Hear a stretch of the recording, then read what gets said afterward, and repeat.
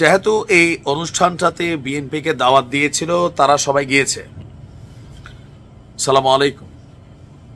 ছাত্রদের নতুন দলটিকে স্বাগত জানিয়েছেন জনাব তারেক রহমান।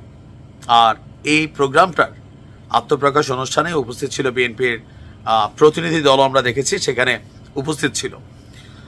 তো সেই প্রতিনিধি দলের সামনেই আজকে ছাত্রদের বেশ কিছু বক্তব্য ছিল, যে বক্তব্যগুলো কোথাও না কোথাও বিএনপির সাথে সম্পূর্ণ সাংঘর্ষিক একটা রূপ তৈরি হয়ে গেছে। অতীতেও ছিল, এখনো আছে, ভবিষ্যতেও হবে। কারণ এই আন্দোলন পরবর্তী সময়ে ছাত্রদের যতগুলো সিদ্ধান্তের ব্যর্থতা, এটার মেইন রিজন হচ্ছে বিএনপি।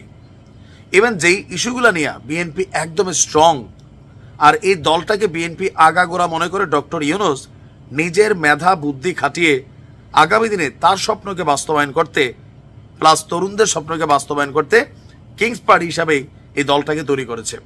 এখন আজকে উদ্বোধনের দিন বা সূচনার দিন তারা যে বক্তব্যটা দিয়েছে, বিএনপি এটাতে শতভাগ দ্বিমতে আছে। কোনটা?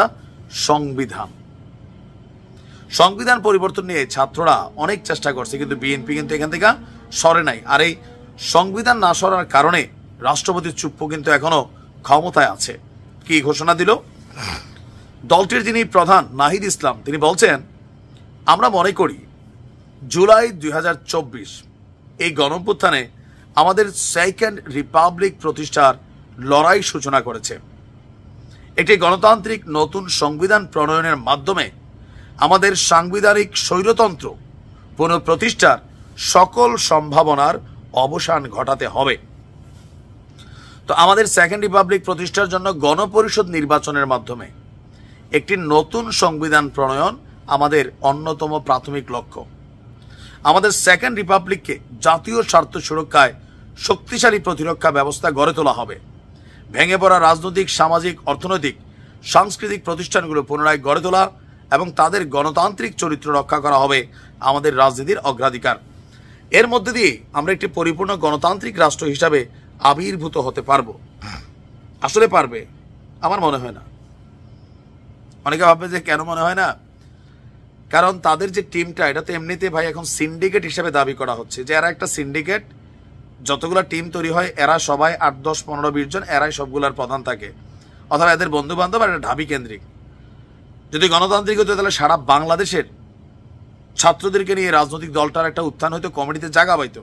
আর যাদেরকে জায়গা দেওয়া হয়েছে, ওই যে কেউ গাড়ির দরজা খোলা টাইপের পোস্টে আছে, বেসরকারি ছাত্ররা বলছিল। আবার স্টেক হোল্ডারদের মধ্যে থেকে কাকে মূল্যায়ন করা হয়েছে, এটা নিয়েও কিন্তু প্রশ্ন আছে। এখন এই যে সংবিধান পরিবর্তন, এটা ছাত্ররা পারবে কখন? নিরঙ্কুশ তারা যদি জনপ্রিয়তা পাইয়া আসন জয় করে তারা সংসদে যায় তখন। এখন তারা চাপ দিয়া সংবিধান কোথায় বদলাবে?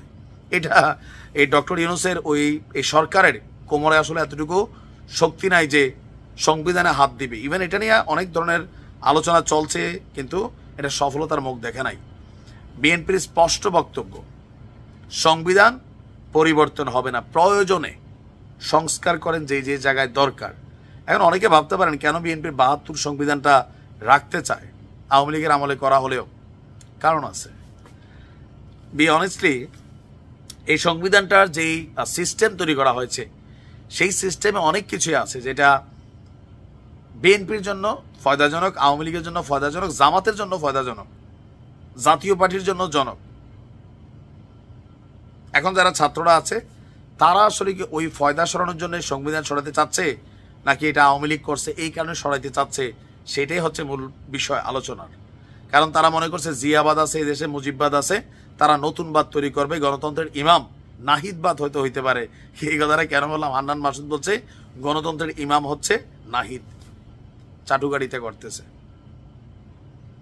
তো দেখা যাক, বিএনপি আগামীকালকে হয়তো এগুলো রিয়াকশন দিবে। ভালো থাকবেন।